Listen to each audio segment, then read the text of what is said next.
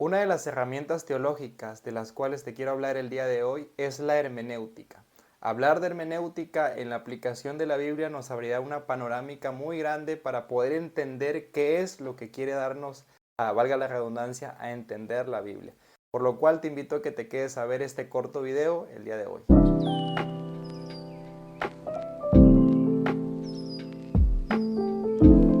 Lo primero que tenemos que comprender es ¿qué es hermenéutica? Bueno, hermenéutica a grandes rasgos o como definición es el arte de interpretar un texto bíblico. Muchas de las veces la hermenéutica se utiliza dentro de la Biblia, pero también tiene un margen de poderse utilizar dentro de otra literatura. Hay otras herramientas como la exégesis o la eisegesis que también son herramientas válidas para poder interpretar diferentes textos dentro de nuestra cultura general.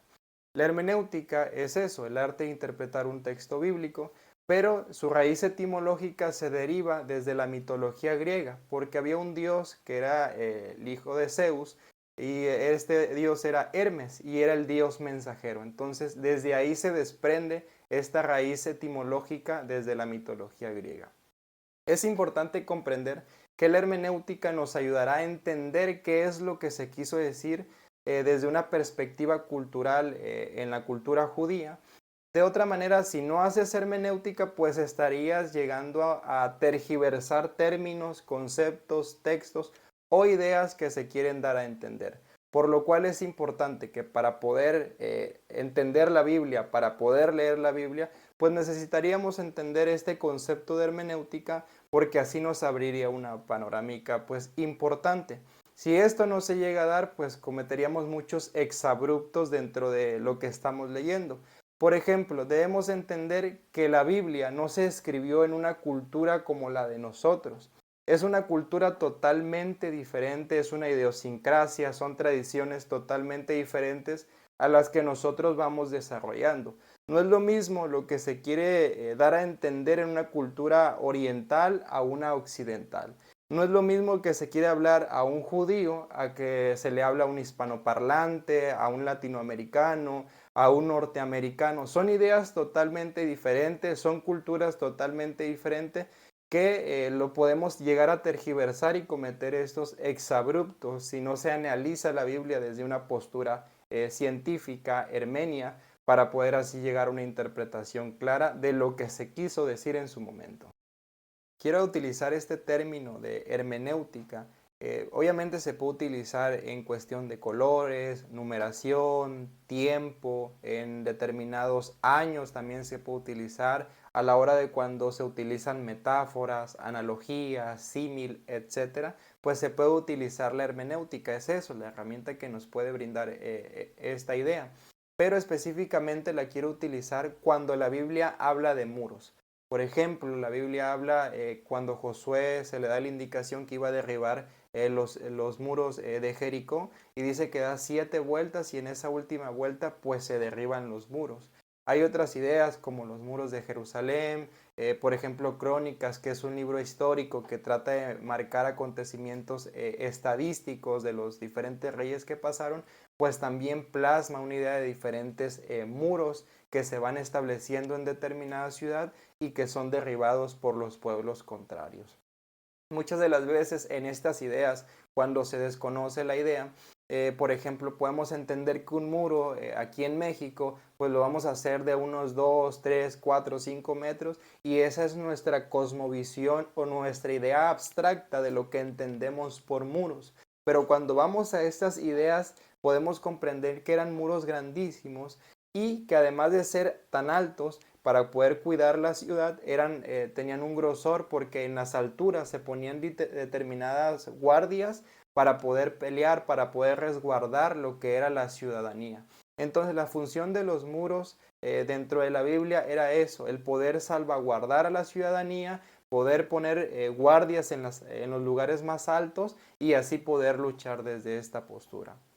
Cuando vendían los pueblos contrarios, lo que hacían era poder escalar, era una forma poder escalar esos muros, pero los de la ciudadanía tenían que echar, por ejemplo, aceite o algún tipo que pudiera resbalar en las paredes para que así se les complicara subir a los contrarios y poder pues llegar a la ciudad. ¿Qué pasaba cuando se lograban derribar los muros? Pues los pueblos contrarios lograban derribarlos, lograban entrar a la ciudad. Y hay un historiador que me gusta, que es el historiador judío Flavio Josefo, porque él nos ayuda a entender desde una postura más cercana qué es lo que pasaba en ese tiempo de guerra. Recordemos que Josefo es judío y en un tiempo determinado pues se pasa con Tito Vespasiano para poder estar al servicio de él. Algunos historiadores pueden decir que Josefo pues era un traidor a la nación, a la patria, entre otras cosas, pero no me quiero abocar a eso. Para mí Josefo es alguien que nos puede otorgar diferente información que es muy importante para lo que queremos analizar.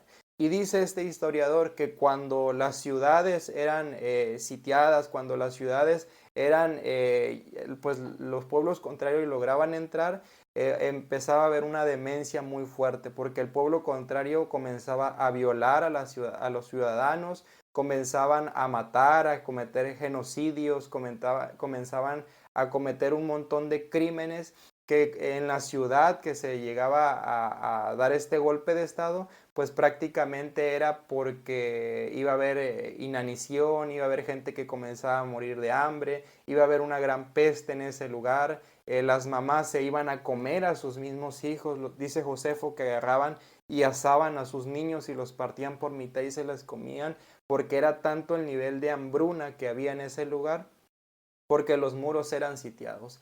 Entonces, hablar de los muros cuando son derribados, cuando son llegados por otros contrarios, pues se derivan un sinfín de cosas que ese pueblo iba a ser conquistado, pero que iba a haber un nivel de brutalidad y de demencia por la guerra que se iba a cometer en ese lugar. Entonces, es importante poder comprender los conceptos desde esta manera para poder entender qué es lo que se quiere dar a entender, para el pleonasmo, la redundancia.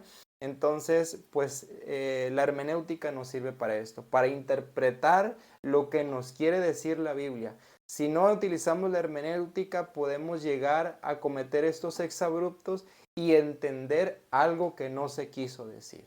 Entonces, es una herramienta, te la dejo para que puedas estudiarla, para que puedas verla. Nos vemos en un siguiente video. Ya sabes, comparte, comenta. Si tienes alguna retroalimentación, feedback, pues ahí deja tu comentario.